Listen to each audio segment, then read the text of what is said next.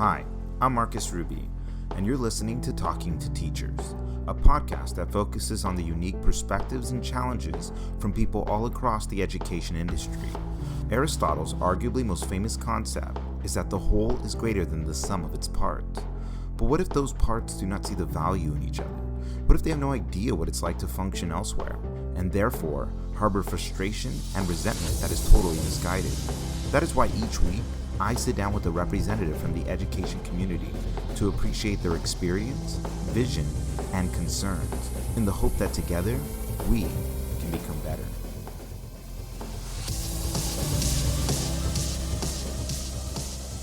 This year has been a struggle. I think this has been one of the most difficult years as a teacher, and not even student wise. I mean, I have a handful of really difficult students, but I think just professionally it's been very, very difficult.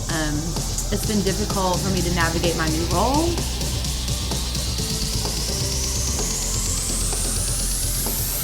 My guest today is Shannon Martinez. Shannon has been a teacher in Texas for over 15 years and held many campus leadership positions. During our time together, she expresses her frustrations as a classroom teacher and her desire to see things change. She exhibits a common sentiment of classroom teachers that feel powerless in the face of an overwhelmingly large institution and the desire to see change.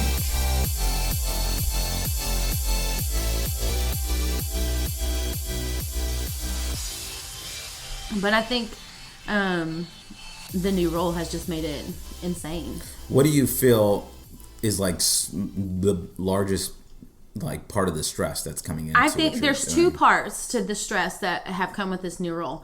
Number one, I don't think that even though the district has set out a very specific definition of what our role looks like. And what is the definition, just because for everyone who's listening? For MCL, right, we're supposed to be doing 50% teaching, 50% coaching, which right off the bat, that's a lie, because we are teaching one more class than any of the other MCLs in the entire district.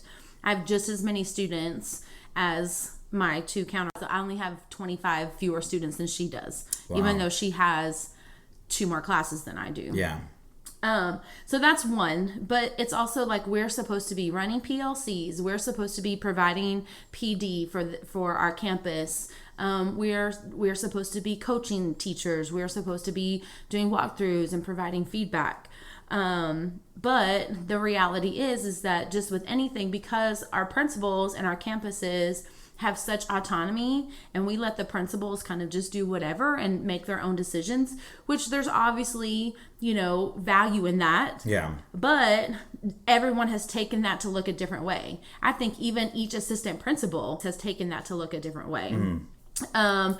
I feel that I haven't been giving enough training to sufficiently start my role. If you've never been in a coaching situation before, the last few months, we've been into some really fantastic training. Yeah. But we're in April of the school year, which would have been super helpful at the beginning of the school year.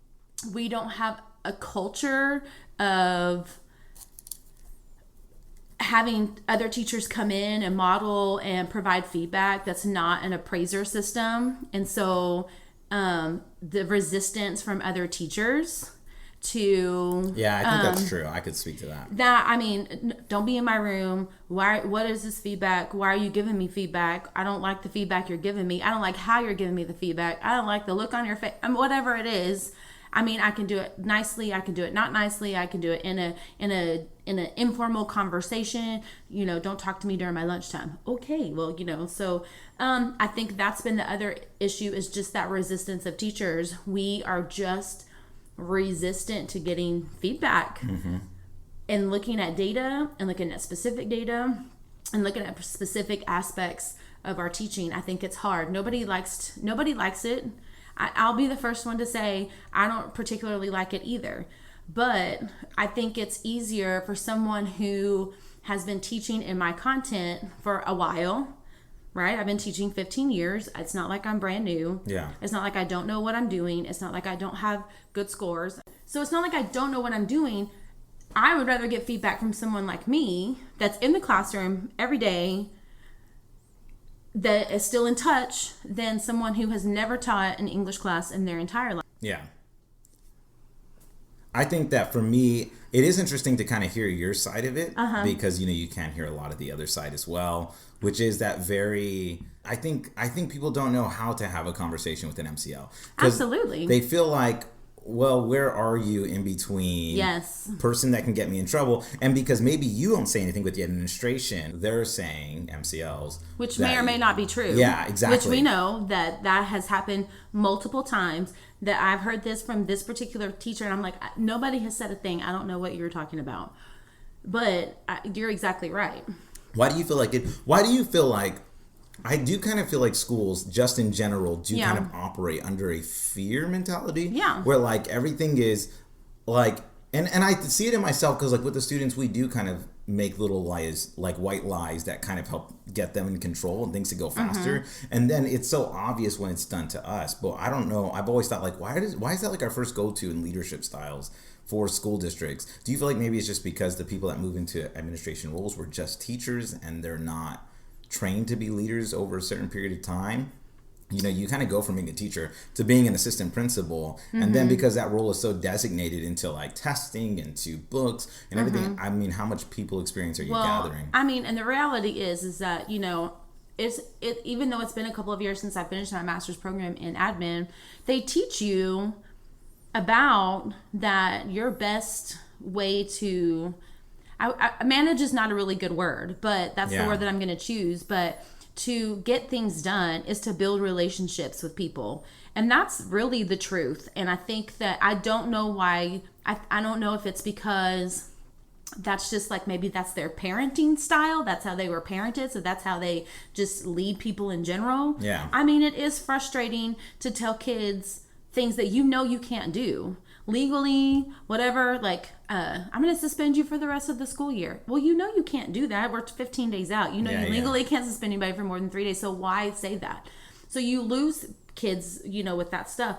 I don't understand why, and the admin feels like they have to go that way. But there are people who defy, like, I'm not doing that on a constant basis, and nothing ever happens to them.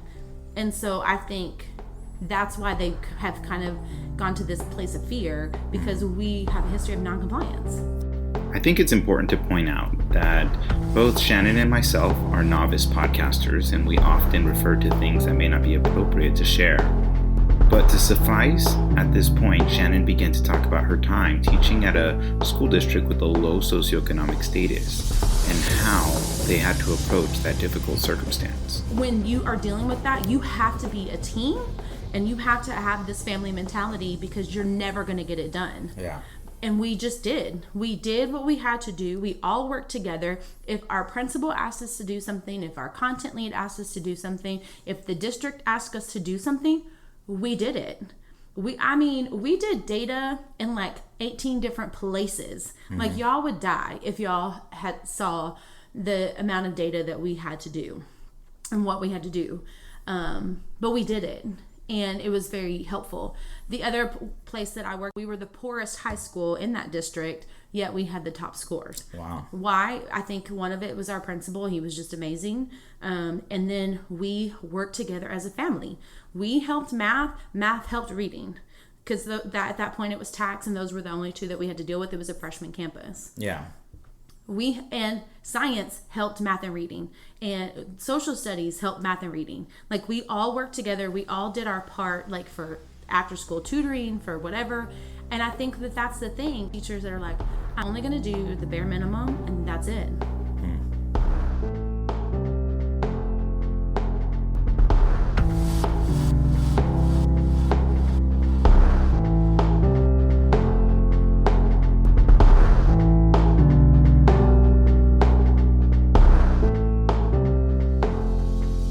Perspective of being a parent and a teacher, what do you make of that situation, the way it's handled? I think that we need to treat parents with kindness and respect. Perfect example is dress code. Yeah. You absolutely stop. I already bought them. You knew. And when you got at summertime, because you just knew that you're going to bully the principal into giving in, and we don't enforce it. Yeah. It's just not those kinds of things that we do not enforce. They say they enforce it. If it was enforced, we wouldn't have girls walking around with holes in their pants. Yeah.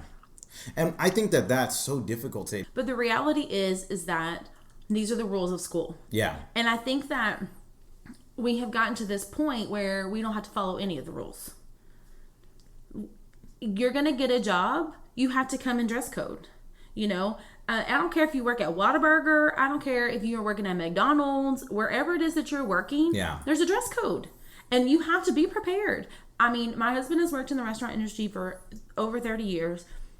He, as the general manager, he better not even catch you without a pen. Yeah. Because as a server, that is technically part of your uniform, and you signed it in your handbook when you got hired, that you would be prepared. That's just... So I think that it's those types of things. Like me personally, I don't care about the holes in the pants, like from your knees down or whatever. I don't care about that. I think it's a waste of time and energy to do those things. But it's one of those things that it's this culture of everybody can really do what they want. And so, but that's what I've been very curious about, because I really do think there's a blatant like parting of ways between what schools are doing and the way students are being reared through schools and how to interact with society. And then once they turn 18. But because of that, because of the way that parents are, I'm going to tell you right now, as a parent with a kid who is difficult and struggles in school with obeying the rules, okay, even if I think that the teacher is 100% wrong, I've never, ever, ever said that in front of my kid. I've always been on that teacher's side. Like, I've already told you, like, if you're going to be disrespectful, if you're going to get loud, whatever it is that this teacher has done that is wrong, it automatically made it correct because of how you handled it and how you disrespected them. On the flip side of that, because I know that there are parents like that, it makes it super difficult for me to even call parents. I don't even want to call parents. For what? Yeah. For what? But I have to go through this laundry list of items before an administrator will even deal with things. Having, you can tell me anytime it gets too personal. No. But, I mean, just coming from your situation. You know me, I'm an open book. I know. That's why I was like, I don't think you'll mind talking about it. But I would be curious to know, especially being a staff member on campus and then having maybe more challenging experiences, having your own kid on campus. How do you feel? Or how did you process that? Let me just tell you. I mean, my kid is super ADHD. I feel like he's probably ODD. He's never been diagnosed with anything. Mainly because I'm a teacher and my insurance is not that great, and I finally had to back it down to the least expensive insurance possible so that I could, eat and pay my electric bill. And so mental health for anybody is not a priority. No. And so Nick would get into trouble all the time, and he's got very severe anger issues. And it doesn't matter what you say to him and what you say about. Part of it too is that he's definitely on drugs, and I think that's why I don't judge parents and I don't call parents about everything, because if that kid is difficult at school, they're difficult at home, and that parent has dealt with them. Like I teach 7th grade, so they've probably been called every day or had something in their folder or whatever every single day for the last 7 years, and it's exhausting. And then you feel like a jerk when you're like, I don't know what to do. Like, I don't know how to, I can't make him behave.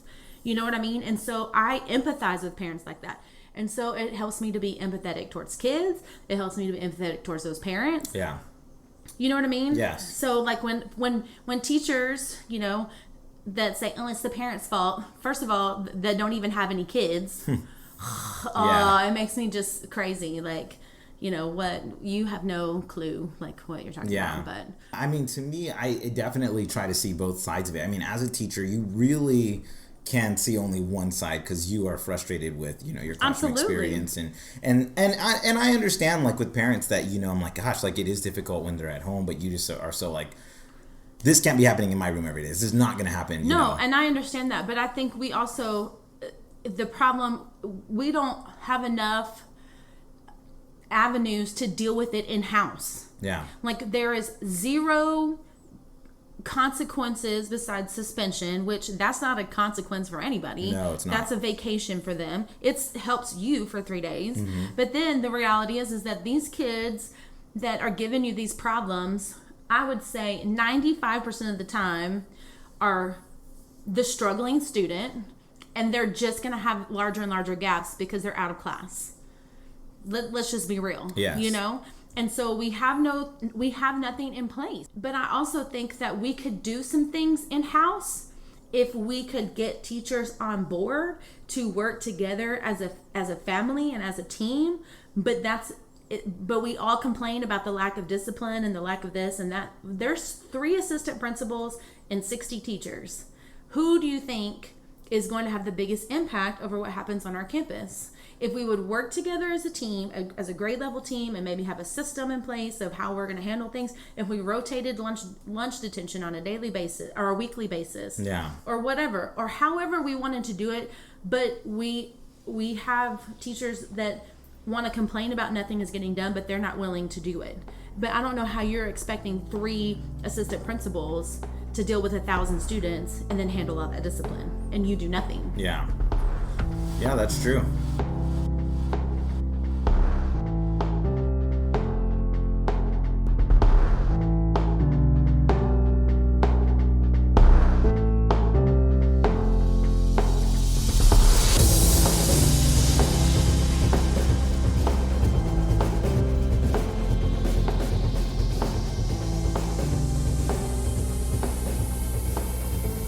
I mean, for me, it's twofold for me. I mean, I'd be curious to get your opinion on it because on one hand, I do agree with you. Absolutely. I mean, I do think that there needs to be an all hands on deck, but I mean, to give my background, I don't think it's, I mean, I believe that workers, I think it's twofold. I think workers should be giving their 110%. They should be going above and beyond. But then that's what the system should be doing as well. It's all driven by like your intrinsic desire to help others. Tell me why the head football coach is making a 6-figure salary and an academic coach, my stipend is $2,500. Or like if to coach 3 sports, that's $5,000. Well, I understand it's a lot of time. The salary structure for teachers and the inability to get teachers to be on an individual track career-wise. Instead, we're all on this pay-style schedule by years of experience. I mean, I think when my husband and I first got married and I first got a teaching job, and we like moved and I moved district, and he was like, and I was like, well, I'm going to take a pay cut. Yeah. And he's like, well, why? Why can't you negotiate your salary? I'm like, it doesn't work like that in education.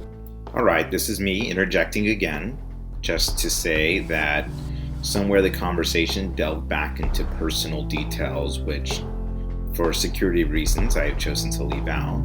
But what you have missed is that the conversation has translated into incentive pay for testing teachers, which is a pretty common topic in education, and pay scales for teachers in tested subjects versus other subjects, which is also, I believe, a hot button issue in education today. But my point is that I agree with you. There's such a discrepancy because the amount of work and pressure, because I mean, I understand that people like band and art, like they have their own competitions and things that they're getting ready for, but nobody is, nobody loses their job or gets moved or whatever based on if you did or did not go to UIL or got a 1. Yeah. We are like constantly being, everybody's in our room, we're constantly being monitored, our lesson plans are being checked, we're constantly being observed, which I mean, I guess would be fine if it matched the incentive pay. Absolutely. I think that's what I mean, because I mean, it is true. Like if you go into the business world, you go into sales, it's not like you're going to lose this pressure. Yeah. You know, and I kind of tell myself that because I think about going out, you know, when I'm applying for jobs outside of education, trying to get out, but I'm like, the pressure is only going to be more intense. Yeah, and that's absolutely. what I've come to realize. I have so many friends who didn't go to college or did go to college for business. Yeah. And when I started teaching, we were all making the same pay. I was making probably a little bit more than them. But now they're all approaching the 70s, 80s to 100,000 a year. I mean, let's just be honest. I've been teaching 15 years and I'm only making $10,000 more a year than when I very first started. Yeah. That's crazy. Who in the education system, I mean, who outside of education only makes that? I mean, I have furthered my education. I'm currently working on my doctorate. And I'm going to be $160,000 in student loan debt with the hope that someday I'll be promoted and make enough money to pay off the student loans. And then, of course, with my husband not working the past 5 years, I've had to work 2 jobs and donate plasma to make sure I have groceries, you know. What are the 2 jobs that you're working?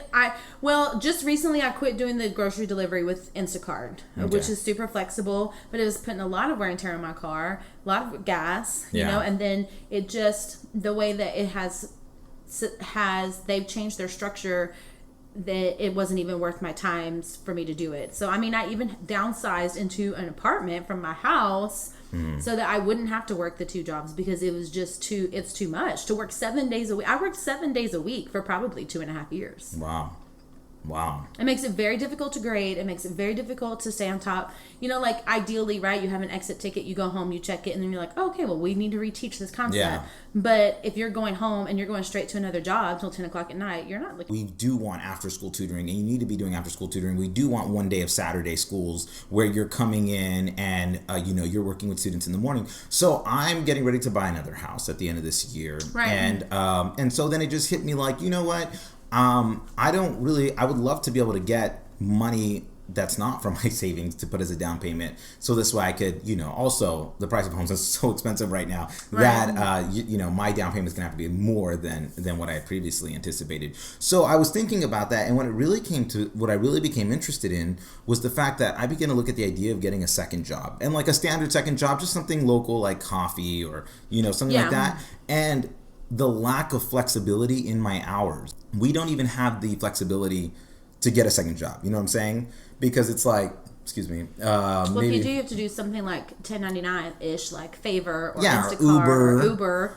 But like to go work at Starbucks, and it's like, okay, but a lot of places I talked to were like, yeah, we can't really take someone whose availability starts at 6 o'clock 5 days a week, and then on weekends my flexibility is like after 2 or 3 o'clock because they want Saturday schools. Yeah. And that's when I'm kind of getting to the point where I'm like, Bloomberg did an interesting article. Maybe it wasn't Bloomberg. It was an article that I read about just how prices today are so much higher. I mean, obviously, like inflation rates. Right. So, like, for example, someone whose income, maybe they made $40,000 in the 90s or 80s or $30,000 in the 90s or 80s, but their income was truly maybe 15% of their total monthly paid. And, not their income, their mortgage. Their bills or their whatever. rent. And right now our it's 30, 35, 40. And so when you look at these type of situations, and then that's where I'm kind of like, what is it? What's the end game here for teachers? Because at some point you have to say, like, cost effective wise, what's really happening with us? Like, how are we, when my friends who don't even have college degrees are in the 80s and 90s, $100,000 a year, and they don't have the student loans. They don't have the, years that, I guess to me, like, my big issue from leaving education is I don't want these years to have been worthless. Right. And I want them to be relevant in my new job, but that's not happening. The funniest thing ever was when you tried to leave and you were looking and, was it a headhunter or whatever? Yeah. And they're like, well, unfortunately, your skills are not transferable to the real world. I'm like, holy moly. Teachers do not have transferable skills. I mean, and I understand that. Like, literally, I have an English degree. Mm-hmm. What am I going to do with that? Yeah. And my master's is in educational administration and policy studies. What am I going to do with that? Yeah, exactly. And my doctorate is in curriculum and instruction. Outside of teaching, what am I going to do? Nothing. So, I don't necessarily feel stuck because at the end of the day, I know that as cheesy as this sounds, that I was called to this job, Okay. I really was. I was going to go to law school, and I literally, every night for a whole year, God spoke to me and said, no, you're going to be a teacher. You're going to be a teacher. Yeah. So I definitely feel called, and I know that there's other things besides money, but it certainly does help for you to want to give everything that you have if you don't have to worry about how am I going to, this is week 4 of my paycheck. I've got $50 to last me until we get paid. How am I going to buy groceries? You know, when do we get paid? Next week? No, we get paid Friday. Oh, okay. But still, the reality is no, still 4 weeks in between. We're the only profession that gets paid once a month as well. Yeah. Like, it's insane to only get paid once a month. And to me, when I kind of look at that type of situation, that's when I start to say, this is really crazy because we're all educated, we're all professionals, and yet like I feel like as an industry are the least likely to start speaking up and saying absolutely not. Like, things have to change.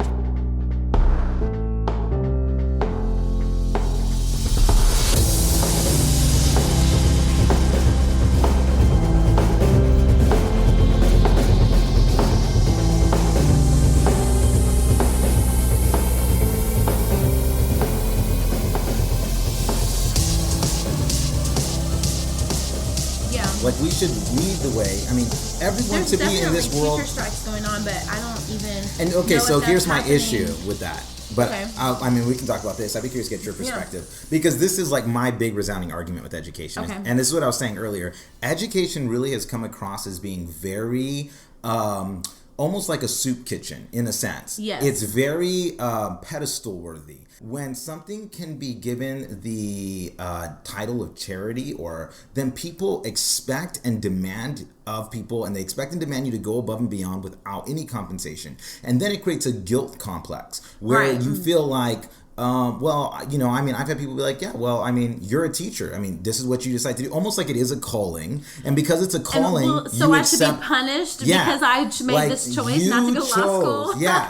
You chose to accept this condition. You knew what you were getting into, and you knew that this was a burden over a real career. And not only do I think that like that's such a negative concept, and do I think that it's like mitigating the ability of us to be effective in the long run, but also I think like it's such a bogus thought process because the truth is it needs to be a career. How do you bring in real professionals? But I think that's where I think that's it right there. Real professionals. Yeah.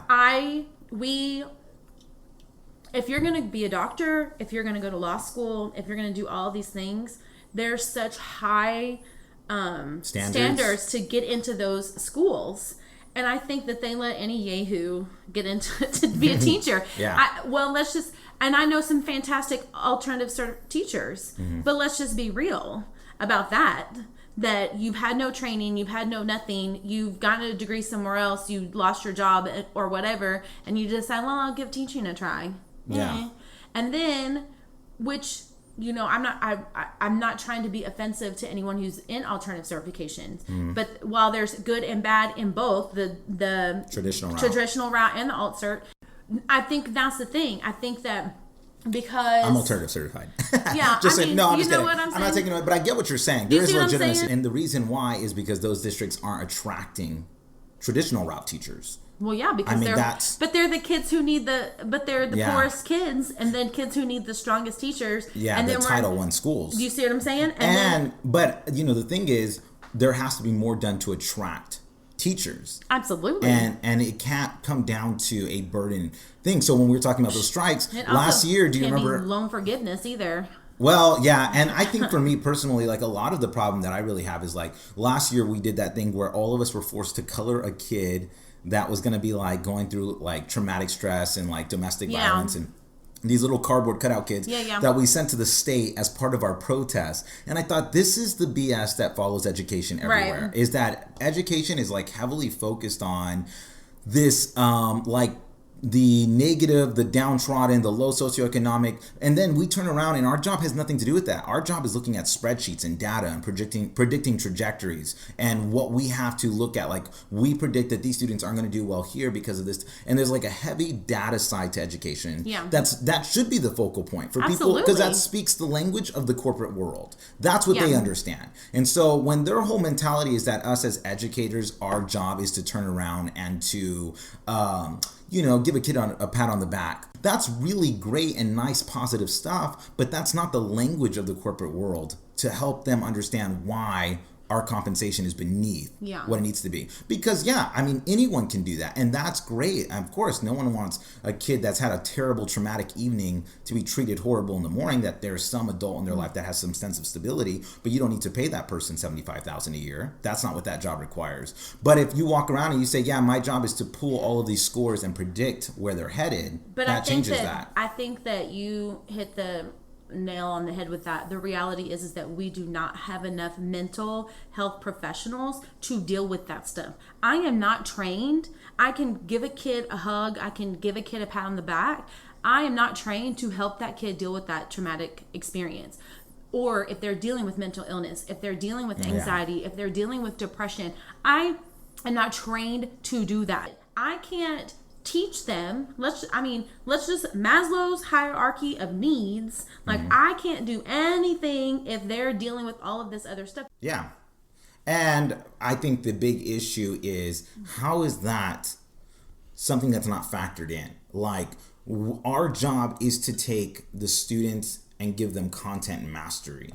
And once it's taken out of that role, we've lost sight of what school is for me, which is content mastery. Yeah. You know? And I mean, we've even shifted from, which, I mean, I do wish we'd go back or have some type of civics class. I do feel like we are so heavy loaded on like the extremes of getting the kids the highest math possible, getting the kids the highest science possible. They can't even balance their checkbook. Yeah, and I'm like, it sounds like building a weak foundation for a building. You know, we ought to be concrete in very simple and very necessary daily skills. And then kids who move on to college now have a very firm foundation, instead of everyone going to college and paying for remedials all over again, because the truth is they didn't get that in high school. Let's just be real that we'll talk about remedial. I mean, the kids, I not even just math. Let's just, like for English, because everybody has writing teaks, but because it's not tested, it's not being taught because it's not being tested. And so they come to us with these huge gaps, and kids cannot write. They cannot write complete sentences. They cannot get a thought across because they've had zero formal writing instruction. These kids, if they needed to write a strongly worded letter to get anything that they needed, if they needed to send an email to someone, if they needed to send a whatever, which we all have to do on a daily basis as an adult. Yeah. They don't have any clue how to do it. None. I mean, that's even feedback from Ivy League school. And they can't write. They cannot write. They cannot pass an English 1 comp class, basic class in college at a junior college level, even if they didn't even go to a regular university. First of all, they can't even write their college admission whatever because they are not being formally taught how to write. And I can only do so much. Yeah. 4th grade, 7th grade, 9th grade, 10th grade are the only times that writing is tested. That's feedback from companies. That's feedback from Ivy League schools, from top tier academic institutions across the state and nobody wants nation. to give kids time to read. But it's the extreme pressure of time, you know. And I have to say, even with an hour and a half class, where I this year for the first time I have hour and a half 90-minute classes. Yeah. Which I don't, by the way, and I'm teaching reading and writing. Yeah, and that, I mean, I think back and I'm like, God, I don't even know how I was doing 45-minute classes. With a 90-minute class of instruction, I'm doing everything in my power, and all I have time for is reading. So it's like this conundrum. But that was the same thing, too, that, you know, my administration was like, well, why are we not focusing, like, on writing? I'm like, because our focus up until now really has been reading. We do a writing component, and that's where our ELAR administrator was like, well, you know that there's gaps in that curriculum, so why aren't you like adding to it? And I'm just like, because what happens when our scores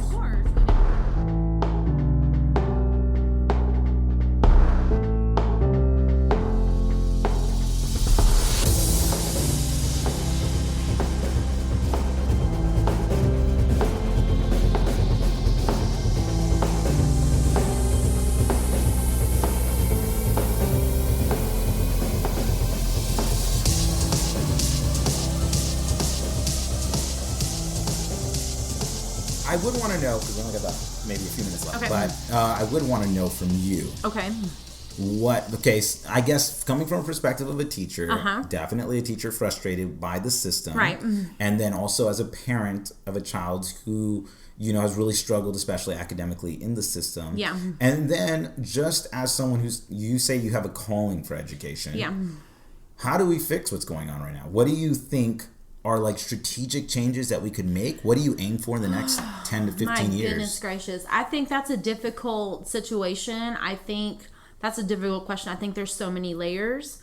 I think that you probably hit the nail on the head, is that I think that there's very like sense of continuity in other professions, like professional, you know, like if you're an attorney, you follow these guidelines. If you're a doctor, you follow these guidelines. I think it's a matter of setting some systems in place that this is what is going to happen. I think it's going to be about allocating money to deal with the mental health issues. Number one, you know, if you're going to be an attorney or a doctor, you have to be in the top, you know. Yeah. And so I think that maybe some of those standards need to be put into place for that. I think it's so many different layers. Yes, I agree. Then I feel like the money's going to have to lead the way, you know. There's try a to huge explain. percentage of teachers that work 2 jobs. Yeah. And how do you meet the demands of what it is that you need to do with grading, lesson planning, reteaching, all those things when you leave one job and go to another? It's impossible. And on top of that, like when you think about the fact that our job is not the school day. The school day is like the result of what your job is. Your job is everything that happens outside of the 8 hours at school. Yes. And so it's the prepping, it's the grading, it's the talking to parents, it's the looking at scores and making strategic decisions. And I think that like the only compensation for that, I think ultimately, if you start by paying us at a competitive professional level, but then how do you do that? I mean, that's what I'm like, I want to talk to like state representatives. What do you base on that like, off of? Test scores? Yeah. And not only that, but like budget wise, how does the state afford to pay this many people at competitive salaries? That's where you get into that school finance issue. Yeah. I mean, I think that's where like, my gosh, what was that lawsuit? It just like, you know, Edgewood versus... Oh, the Peter Pan... not Peter Pan. Robin Hood. The Peter Pan. Peter Pan. One of those fairy tales. Yeah, exactly. Where we're like, property taxes are what are funding our schools, how our school is going to be funded. And then when you start adding in test scores on top of that, like for funding, your access to funding is based on how well your scores are. The better you do, the more funding you get. Yeah. I mean, you got to just start with how schools are even being funded. Yeah. Property taxes. Well, let's just be real. Like, you know, some of these parents are not paying property taxes. No. I don't pay property taxes because I rent. Yeah. And whoever, that's what my question is, like, okay, if you rent in an area, yeah, but the person who's paying property taxes, that property tax goes to their local school district, regardless of where the property sits. And that I don't know. So that would be I think that's what the premise of the Robin Hood lawsuit was that so many of the landowners in SAISD lived on the outskirts of San Antonio. Yeah. And so that's what led to the conflict, that they weren't receiving the funding for the lands nearest their schools, since those landowners were paying taxes to their And I local think too that districts. there are some people who are like, well, why am I paying property taxes to fund schools when I don't even have kids in school? Yeah. Like, why am I responsible for funding? Yeah. But I think that it's going to come from an appreciation for teachers being so much more than teddy bears. You know, that when we go to the front line of education, our big sell to the corporate world can't be, oh, well, look at us, we give pats on the backs. So, well, I know that we'll close out because it's almost time, but I want to say thank you so much. Yes, I appreciate it. Of course. So I think like this is my goal, to have like a lot of these types of conversations.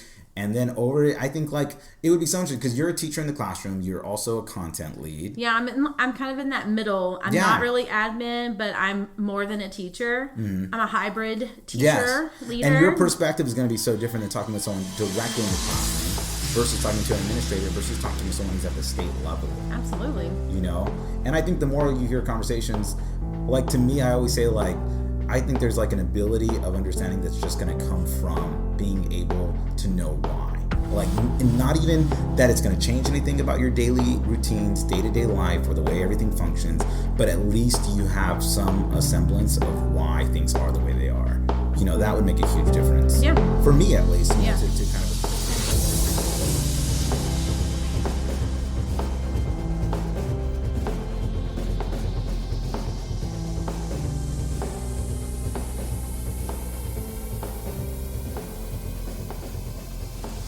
Thank you so much for listening, and I hope you enjoyed our conversation. Talking to Teachers is a podcast centered around the education industry and all the professionals that work together to make an impact in students' lives daily. A special thanks to both my guests today and our sound engineer, Robert Garcia. Please tune in every Thursday at 3 p.m. Central Standard Time to hear a new episode. Follow us on Instagram at Talking to Teachers. For any inquiries, or if you'd like to be interviewed, email us at talkingtoteacherspodcast@gmail.com. Provided you work in the education industry from service to public to private sector. I'm your host, Marques Rubi. Have a wonderful day, and from all of us here at Talking to Teachers, thank you for what you do for students every day.